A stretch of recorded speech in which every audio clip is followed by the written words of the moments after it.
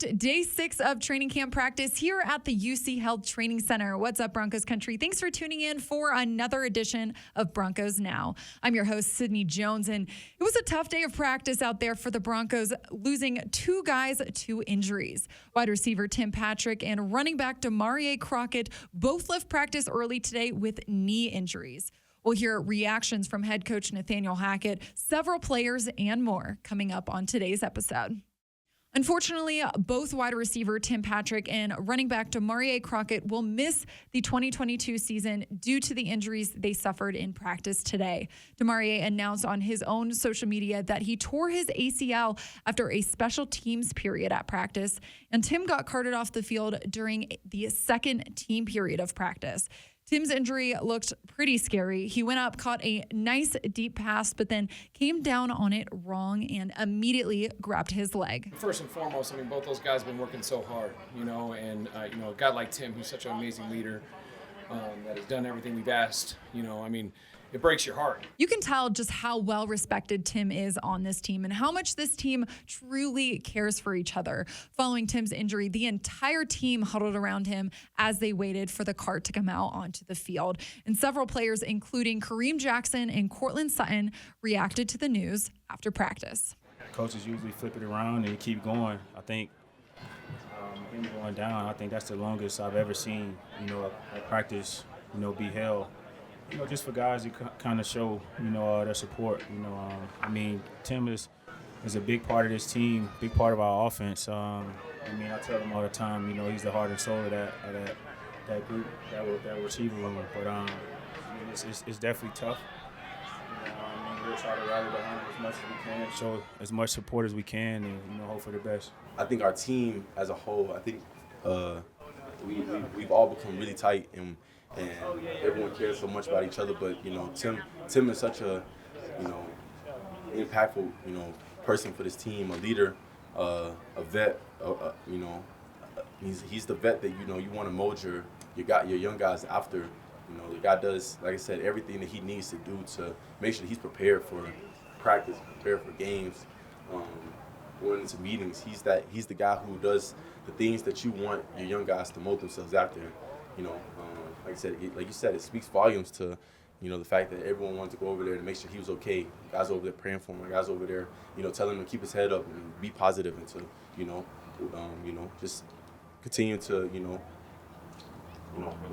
hope for the best in that situation. Yesterday, we heard about the mental health struggles that KJ Hamler dealt with following his ACL tear. So it's no surprise that moments after Tim's injury, KJ walked off the field and into the locker room to pray with him. Tim, probably one of the reasons, him and Court, probably one of the reasons I got through what I got through.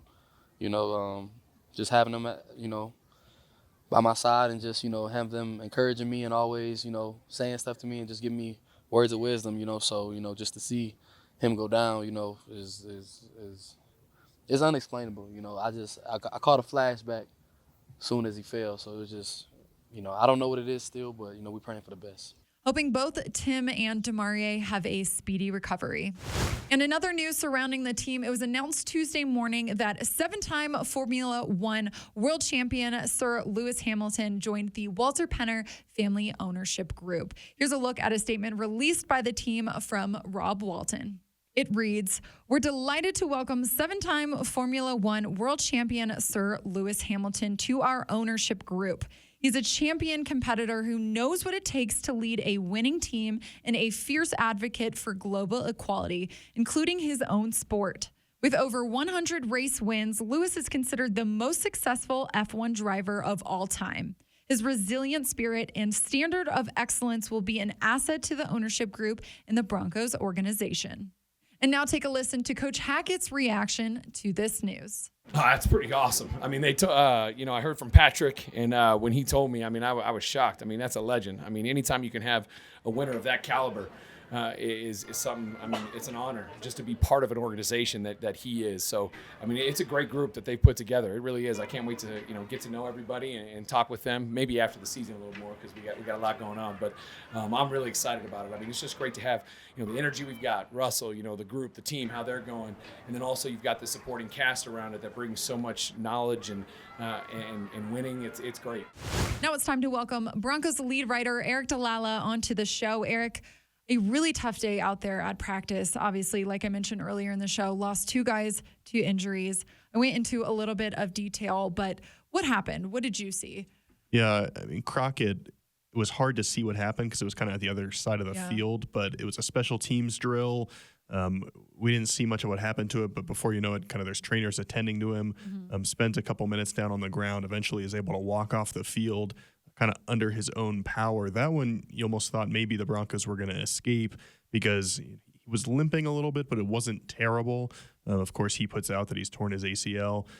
And then later in practice, Sydney, Tim Patrick goes up for a kind of a back shoulder throw, makes a great grab over a Sangbassi, comes down, lands fine. There was nothing kind of wrong with how he landed. He then took off and started running, and when he planted the first time, his leg just kind of gave out, and he went to the ground really quickly, and it was just really clear right away that this was not going to be good. And I feel like it's so tough for, these players who Tim and Demarie are their best friends, their teammates. It's so hard for these players to get back into the groove of practice and to go back out there. How did you see kind of the tempo maybe shift after that and for the rest of practice, really? Yeah, that's a really good point. Things changed quickly. Yeah. There was like this sense of energy going on with practice, and when Tim got hurt in particular, there was just kind of like this pall that was cast over practice. You could feel the energy just get zapped right out of it.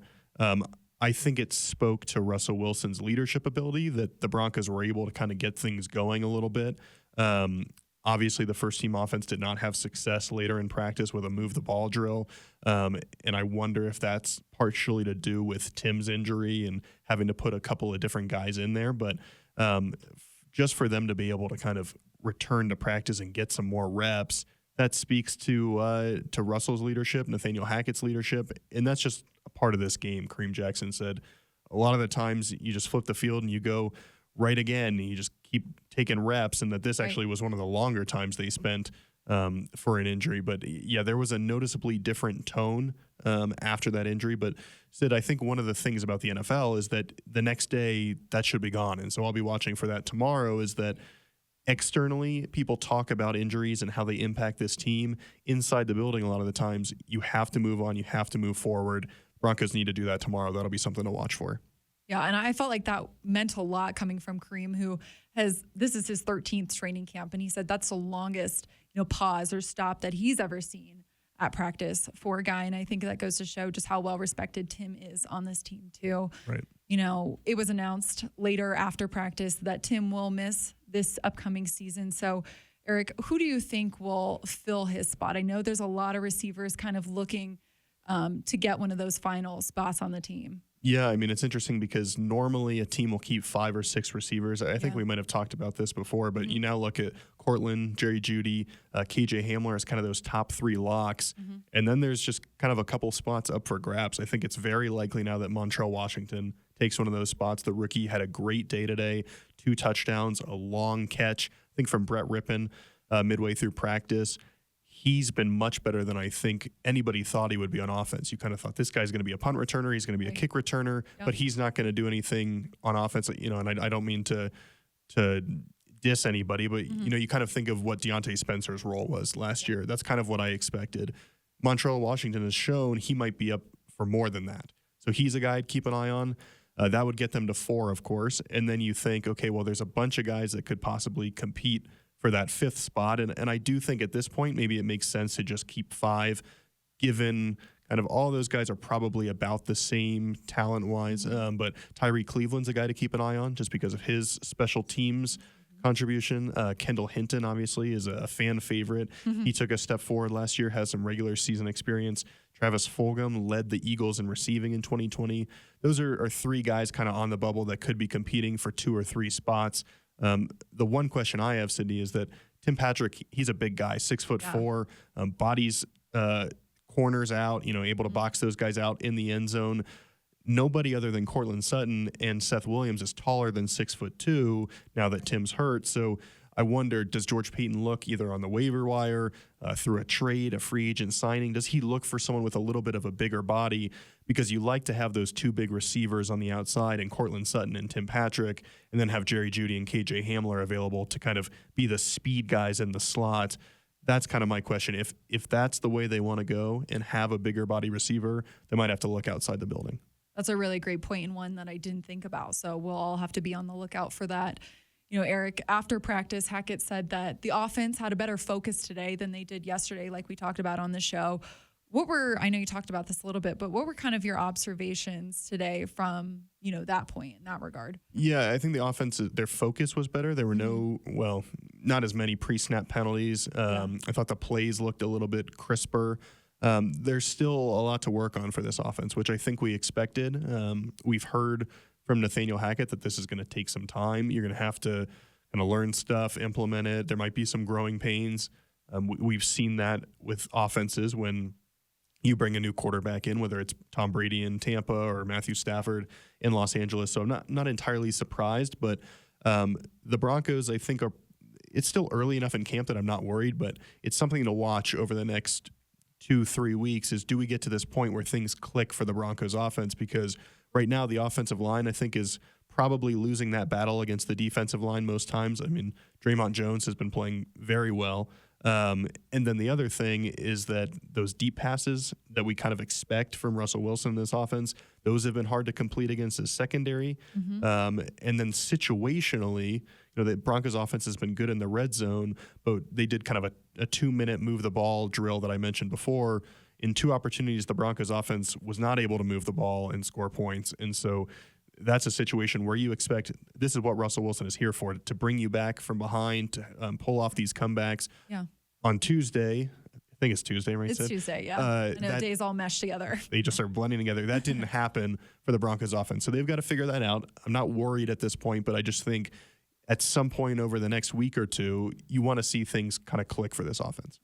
You mentioned the secondary. So obviously we got to talk about Pat Surtain. I feel like there isn't a day that goes by that we don't talk about him on the show, just because he is absolutely dominating camp this year, as many of us expected him to. But even Cortland Sutton said today following camp that being able to go up against Pat every day is making him a better receiver, and he just loves watching him play. What is it about Pat that maybe our fans don't see on a daily basis that really makes him so good? Yeah, I mean, there's so much. I mean, he's got the size, he's got the speed, he's got the athleticism, he's got the kind of the smarts that you need, the understanding of the system. All that is really important and why he's so good. But part of it, I think, is just that he's cool. And I don't mean that from like he's a cool dude.